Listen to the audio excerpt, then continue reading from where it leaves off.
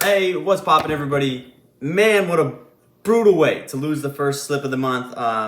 We had two overs and one over and two unders last night. The over cashed easily. So if you guys weren't following me on Instagram, you guys definitely need to follow me on Instagram because Trae Young ended up not playing yesterday. So we implemented the lock of the day to being DeJounte Murray instead of Trae Young. I still just wanted to take an Atlanta Hawks guard. Ended up taking DeJounte Murray. I think he finished with like over 30, I think, last night. So he ended up filling the void for Trae Young. So that's what we ended up doing yesterday as a replacement for the lock of the day for Trae Young. So he crushed his line. Then we had two unders. We had under Kyrie Irving's rebounds, under 4.0. I'm not quite sure what happened. Right out the gate, in the first quarter, he grabbed like two boards. Then they got taken away from him. And then at halftime, they got given back to him. So at halftime, he went into the half with 3 boards.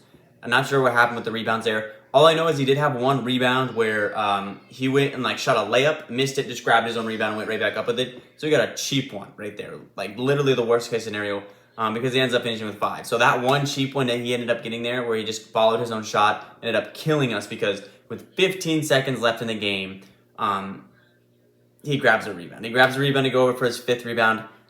The Toronto Raptors are just chucking up shots for no reason at the end of the game, and Kyrie ends up following one of the rebounds, and he ends up getting it, ends up going over. Super duper frustrating, especially because the Brooklyn Nets were up like 20 the majority of the game, and they just kept Kyrie in the game. Kyrie played the entire 4th quarter and like 95% of the 3rd quarter. He played like the entire second half. That's super frustrating because they were up big, and then they just kept him in the game, and I don't know why. They definitely should have pulled him, and he shouldn't have come close, but it is what it is. Also super frustrating when I find a line like that. This like always happens to me where I find a line that is super like great with the numbers. It's like Kyrie's grabbed 2 total rebounds and 2 matchups versus the Raptors. The Raptors, the starting point guards versus the Raptors are hitting the under 8 out of 10 games. They're only averaging 3.1 rebounds. And I play the line and it just gets obliterated. And I hate it. I hate it when that happens because I think I found a gem of a line and then that happens. And then we take the under on Cameron Payne. Cameron Payne had 8 going into halftime. He had 8 going into the 4th quarter. And then in the first minute and a half, he hits 3 threes and goes bang, bang, bang right at the beginning of the 4th quarter. Then he gets 12 total points and rebounds in the 4th quarter, hits a late 3 to go over. He was sitting up right at 18. Then he hits a late 3. I mean, that's another case. Like Suns lost straight up to the Rockets yesterday. They just lost the game straight up. Cameron Payne ended up having only 1 rebound in that game, but he finished with like 20 points, I think, something like that. So obviously he needed to stay under 18.5 and he ended up finishing with 21 because of that late 3 he ended up hitting. That game shouldn't have been close. I think the Suns were like a minus 650 favorite, and they ended up just losing that game outright. So he really just put together a huge 4th quarter. To hit 12 points and rebounds in the 4th quarter. He just hit a bunch of threes late in that game. And it ended up going over. So we just barely missed on both of them because I think Cameron Payne hit that last 3 to go over with like a minute and 13 seconds left to go. So both of the lines they both went over with like less than 2 minutes to go in the game. In games that they should have blown out and they shouldn't have been close and they ended up being close. So that is how it goes sometimes, but it is really frustrating. But that's what happens when you take unders. Sometimes they just barely go over, and that's how it was yesterday. So we got 2 plays that we're going to do in the video here today, and then we're going to have to wait for a 3rd one. So let's get right into it, boys. Hey, real quick, it is the holiday season, and what better gifts than to give your loved ones, your friends, and your family than tickets to see their favorite artist perform in concert, whether they're dancing, singing, comedian, or to see their favorite team perform live in front of them, whether they get to watch their favorite players perform in person for the very first time, or this is the 5th or 6th time. There's no better way to do that than with SeatGeek tickets. To buy those tickets off of SeatGeek, and courtesy of Take My Shot, if you guys use code Take My Shot when you guys purchase those tickets, you're gonna get $20 off your first purchase of tickets off of SeatGeek. Now, obviously, I just went to that New Orleans Pelicans versus the New Orleans Saints versus the Baltimore Ravens game I just went to the other day. Bought those tickets, of course, on SeatGeek. No better way to buy those tickets. And I'm actually thinking about buying some more tickets off SeatGeek. I'm thinking about taking these Bucks at Pelicans. Of course, I live right next to New Orleans. Not right next to, about an hour and a half or so. But I'm thinking about buying these tickets to go watch the Pelicans play the Bucks in New Orleans. Look how cheap these tickets are. $185 to be right there on, not on court level, but to be on that first level range. Even $160, $100 right there to be right behind the basket there. $160. No better way to buy tickets than on SeatGeek. And if you guys use code TakeMyShot, you guys will get $20 off that first purchase. Perfect just in time for the holiday season. So make sure you guys use code TakeMyShot when you buy these tickets. Make sure you buy those tickets off SeatGeek, man. No better way. All right, today's lock of the day will be coming from the late game. Give me Portland versus Utah. We're going to go with the guy we've been playing a lot lately, especially because he's been playing so well. We're going to take Jordan Clarkson again, over 21.5 points today. He's hit ever since, or his last 10 games, he's hit 5 of the last 10 games. Obviously, they're still without Mike Conley, so he's kind of turned into the primary ball handler for this Utah offense. The only thing that's really stopped Jordan Clarkson in the last couple games is just himself, just having bad shooting nights. He actually has had 2 games in his last 2 game set, in his last 10 games where he finished with 21. So he finished right on the hook. So he's showing he's very capable of getting to that range. Just comes up just a little bit short. This game does sit at a 4.5 point spread. I don't understand. I think that's a little bit too big of a spread for these two teams. Also only sitting at 227 total. So I'd love it if this game sat at right in that 230 range, but it's just a little bit shorter than I like to be. I also think this spread is a little bit too big. I thought this game would for sure be at about like a bucket spread, especially with how close it was last time. Last time he did take on Portland, he did have 28 in that last matchup. He is averaging 22 points per game on the season, so he's averaging right at kind of what his line is that they're giving him today. Now here's the thing. Portland doesn't on the season give up a lot to point guards. They're actually one of the better point guard defenses in the entire NBA. But here's the thing. When you kind of look at it, you got to go a little bit deeper into the numbers.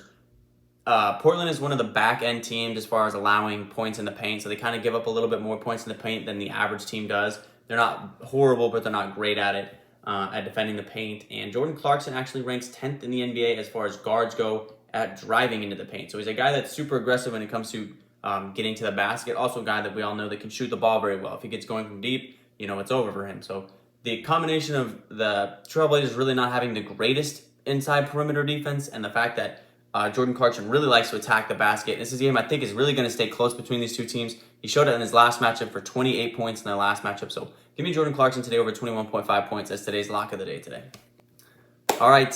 I don't want to say I'm hesitantly doing this, but it's just because I don't really like to bet on this guy that much. But we're going to go with Anthony Edwards. Over 31.5 points and rebounds. We're going to take points and rebounds, okay? Thunder on the season give up the 11th most points to shooting guards in the NBA, and they give up the 2nd most rebounds. So that's why I decided to go ahead and combine it with the rebounds. Now, the Thunder, it's kind of the same exact situation here with Jordan Clarkson as it is for Anthony Edwards. Thunder obviously one of the worst paint defending teams in the league. They allow the 4th most points in the paint in the NBA. Now, Anthony Edwards, he showed it in his last game. So obviously they're without Karl Anthony Towns now. He had 29 points in that last game without Karl Anthony Towns. He only made 2 threes. So he only had 6 of his 29 points from beyond the arc, okay? He also shot 7 free throws in that game, which means he was being super aggressive towards the basket, and he made 8 of his shots from within the arc. So he's taking a lot of stuff to the basket. He's getting to the free throw line. He showed it in that last game with no Karl Anthony Towns. He's making the majority of his offense happen from inside the perimeter. So I'm anticipating Anthony Edwards to kind of get inside that Thunder defense and, work his way at the free throw line and really work inside towards the basket. Now, he's had 4 straight really good games. Anthony Edwards, one of the reasons I really don't like to bet on this guy is he's really inconsistent. Some games he'll have 35, then the next game he has 4. Like, he's just a super inconsistent player. But the last 4 games, he's looked super duper consistent. He's been playing really well. This game sits at a 6.5 point spread. A little bit bigger, or the 6.5 to 7 range is where I like to at least mess with the game a little bit. It does sit at that 231 total, which is what I like it to be. Now, obviously, it's at a 6.5 point spread because Shea is questionable. I'm sure when Shea comes back, it'll probably go down to 4.5. Shea's probably worth 2 points on the spread for sure. The last 9 games, though, this is how starting shooting guards have fared versus the Thunder. This is why I'm going to go ahead and take the points and rebounds. The last 9 guys that they've played are averaging 29.6, so 30 points and rebounds. 4 of them have gone over. 6 of them have gone under. Now, there's a lot of success rebounding the basketball with these guys. A guy like Conchar for the Grizzlies, he had 10 rebounds versus this Thunder team as a shooting guard. RJ Barrett, he had 8 rebounds. Kentavious Caldwell-Pope, he had 7 rebounds. Zach LaVine, I think he had 8 rebounds. These guys are rebounding the ball like crazy versus this Thunder's defense. So that's why I'm going to take the points and rebounds. The guys that didn't hit were just guys that don't really score the ball a lot. They're not like main options on their team. Like a Trey Murphy, he only got to 26. Kentavious Caldwell-Pope, he only got to 22. Bradley Beal, he hit. Jaylen Brown, he hit. Those guys that are primary scoring options as they're at their shooting guard position, like Zach LaVine, Devin Vassell, those guys hit. RJ Barrett. So guys that have similar roles to Anthony Edwards were able to hit and get a fair amount of rebounds. So that's why I'm going to take the points and rebounds for Anthony Edwards over 31.5. He's also been grabbing rebounds very well lately. So obviously without Karl Anthony Towns on the floor now and a team like the Thunder that aren't good at rebounding, there's chances for him to get a lot more rebounds today than probably normal. So give me Anthony Edwards today over 31.5 points and rebounds. All right, guys, that's going to be today's two plays of the day. Lock of the day is Jordan Clarkson over 21.5 points tonight versus the Portland Trailblazers. Then give me Anthony Edwards over 31.5 points and rebounds. Now, there's only going to be two plays in the video today because there is still not a lot out right now. I hate Saturdays and Sundays because the first game is at like 10 o'clock, 11 o'clock, and the last game is all the way at 8 o'clock. So they don't put all the lines out in time, especially because, you know, you got to put the injury report out like an hour before, whatever, 30 minutes before the game. So 30 minutes before the 11 o'clock game, it's not 30 minutes before the 8 o'clock game, you know what I mean? So we don't get the entire slate of games to pull from. Like, we already missed the, you know, the Mavs and the Knicks game. Obviously, there wasn't a whole lot I was probably going to play out of that game anyways, but missed that one, and we still don't have any lines out for, like, the Magic game at all. And, you know, that game's already kicked off. So I hate it when that happens, but I like to give you guys accurate lines. The last couple of days, like the Grayson Allen play and the Trae Young play, I gave you guys plays that weren't out yet, and then they didn't even end up playing. So are using those plays. So I don't like giving you guys lines that aren't even out yet. So I'm gonna wait for this third line. Still no Magic Toronto lines, and I would love to take some unders in that game. Only a Giannis line out right now for the Charlotte game. Would love to look at some plays there. Still no Clippers lines out. I really want to see what they drop Kawhi Leonard at. So still some stuff I want to look at. So just wait till the end of the day to get those last plays.